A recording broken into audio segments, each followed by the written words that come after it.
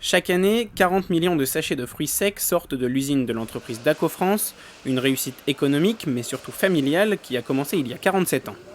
L'histoire de Dacofrance est une entreprise familiale qui a été créée par mon père, Joseph Abitbol, et qui en 1974 décide de se lancer sur le marché des fruits secs, et qui était un marché naissant à l'époque et qui n'a cessé de grandir, fort de la recherche d'une alimentation saine pour le consommateur.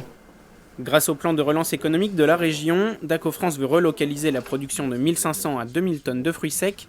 Pour ce projet, ils ont bénéficié de 700 000 € de budget. On a souhaité faire appel à ce fonds justement pour continuer notre expansion, moderniser, mais surtout réinternaliser des fabrications qui étaient réalisées à l'étranger et donc amener davantage de fabrication sur le site d'Île-de-France pour relocaliser, créer des emplois à forte valeur ajoutée. Au total, c'est 12 nouveaux postes à temps plein qui seront créés grâce à cette aide. L'entreprise yvelinoise fait partie des 75 lauréats du concours de la région.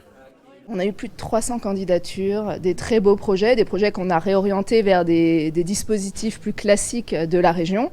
Et donc on a dû en sélectionner 75. On a déjà doublé le budget pour ce dispositif. On avait prévu 20 millions d'euros, on est passé à 42 millions d'euros. Et donc je pense qu'on va peut-être en relancer un en ce début d'année pour aider d'autres belles industries sur notre territoire.